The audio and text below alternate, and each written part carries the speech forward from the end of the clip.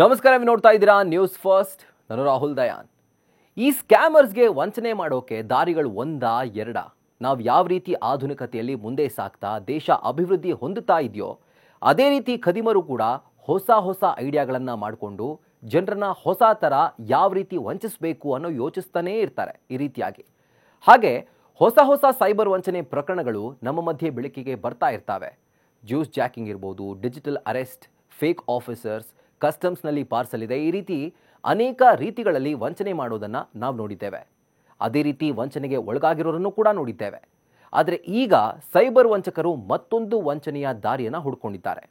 ಅದೇ wedding card scam. ಹೌದು, ನೀವು ಈ ಟೈಟಲ್ ಕೇಳಿದ ಕೂಡಲೇ ಇದೇನಪ್ಪ ಮದುವೆ ಹೆಸರಲ್ಲಿ ವಂಚನೆನಾ ಅಂತ ಯೋಚನೆ ಮಾಡ್ತಿರಬಹುದು. ಆದರೆ ಇದು ಖಂಡಿತ ನಿಜ. ಅಷ್ಟಕ್ಕೂ ಯಾವ ರೀತಿ ಈ ಸ್ಕ್ಯಾಮ್ ಆಗುತ್ತೆ ಅಂತ ನಾವು ನೋಡ್ತಾ ಹೋದರೆ, ನಿಮಗೆ ಮೊದಲನೇದಾಗಿ ವಾಟ್ಸ್ಆ್ಯಪ್ ಮೂಲಕ ಒಂದು ಅಪರಿಚಿತ ನಂಬರ್ನಿಂದ ಒಂದು ವೆಡ್ಡಿಂಗ್ ಇನ್ವಿಟೇಷನ್ ಅಂತ ಬರುತ್ತೆ. ಅದು ಒಂದು APK ಫಾರ್ಮ್ಯಾಟ್ನಲ್ಲಿ ಇರುತ್ತೆ. ಅಂದರೆ ವೆಡ್ಡಿಂಗ್ ಕಾರ್ಡ್ ರೀತಿ ಇರುತ್ತೆ, ಜೊತೆಗೆ ಅದರ ಕೆಳಗಡೆ ಲಿಂಕ್ ಇರುತ್ತೆ ಒಂದು APK ಫಾರ್ಮ್ಯಾಟ್ನಲ್ಲಿ. ಆಗ ನೀವು ಬಹುಶಃ ಯಾರೋ ಪರಿಚಿತರು ನಾವು ಕಳಿಸಿರಬಹುದು, ಅವ್ರ ನಂಬರ್ ಹೊಸದಾಗಿರ್ಬೋದು, ಸೊ ಸೇವ್ ಆಗಿಲ್ಲ ಅಂತ ಹೇಳಿ ನೀವು ಅದನ್ನು ಡೌನ್ಲೋಡ್ ಮಾಡ್ತೀರಿ. ಆಗಲೇ ಅವರ ಸ್ಕ್ಯಾಮ್ ಶುರುವಾಗೋದು.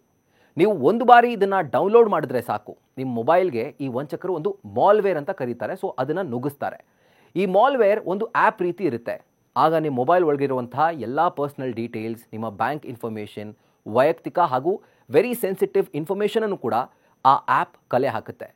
ಹಾಗೂ ನೀವು ಯಾವುದೇ ಮಾಹಿತಿಯನ್ನು ಟೈಪ್ ಮಾಡದೇ ಇದ್ದರೂ, ಯಾವ ಡೀಟೇಲ್ಸ್ನ ನೀವು ಕಳಿಸದೇ ಇದ್ದರೂ ಕೂಡ ನಿಮ್ಮ ಯಾವ್ಯಾವ ಮಾಹಿತಿ ಬೇಕೋ ಆ ಎಲ್ಲ ಮಾಹಿತಿಯನ್ನು ಅವರು ತಗೋತಾರೆ. ಈಗಾಗಲೇ ಹಿಮಾಚಲ ಪ್ರದೇಶದಲ್ಲಿ ಈ ರೀತಿಯಾದಂಥ ವಂಚನೆ ಪ್ರಕರಣಗಳು ದಾಖಲಾಗಿದೆ. ಹಾಗೂ ಅಲ್ಲಿನ ಸರ್ಕಾರ ದೇಶದ ಜನರಿಗೆ ಎಚ್ಚರಿಕೆಯಿಂದ ಇರಿ ಅಂತ ಹೇಳಿ ಒಂದು ಎಚ್ಚರಿಕೆಯನ್ನು ಕೊಟ್ಟಿದೆ.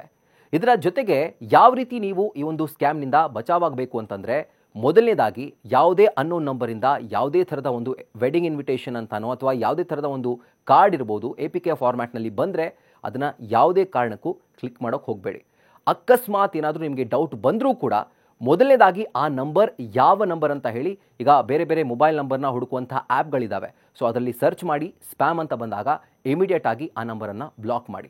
ಅದರ ಜೊತೆಗೆ ಬೇರೆಯವ್ರಿಗೂ ಕೂಡ ನೀವು ಈ ಇನ್ಫಾರ್ಮೇಷನನ್ನು ಪಾಸ್ ಮಾಡಬೇಕು ಅಥವಾ ಅವರು ಇದರಿಂದ ಹುಷಾರಾಗಿರಬೇಕು ಅಂತ ಭಾವಿಸಿದ್ರೆ ತಕ್ಷಣ ಈ ನಂಬರನ್ನು ಬ್ಲಾಕ್ ಮಾಡಿದ ಮೇಲೆ ಸೆಂಟ್ ಠಾಣೆಗೆ ಹೋಗಿ ಪೊಲೀಸ್ಗೆ ಈ ಒಂದು ನಂಬರನ್ನು ಕೊಟ್ಟು ಕಂಪ್ಲೇಂಟನ್ನು ಲಾಡ್ಜ್ ಮಾಡಿ.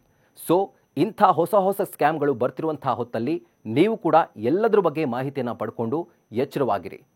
ಈ ವಿಡಿಯೋ ನಿಮಗೆ ಇಷ್ಟ ಆಗಿದ್ರೆ ಲೈಕ್ ಮಾಡಿ, ಶೇರ್ ಮಾಡಿ. ಅದೇ ಥರ ನಮ್ಮ news first special channel subscribe ಮಾಡಿ, ಬೆಲ್ ಐಕಾನ್ ಕ್ಲಿಕ್ ಮಾಡೋದನ್ನು ಮರಿಬೇಡಿ. ಕ್ಷಣ ಕ್ಷಣದ ಮಾಹಿತಿಗಾಗಿ ನೋಡ್ತಾ ಇರಿ ನ್ಯೂಸ್ ಫಸ್ಟ್, ನಿರ್ಭೀತಿಯಿಂದ ನಿಮ್ಮ ಪರವಾಗಿ.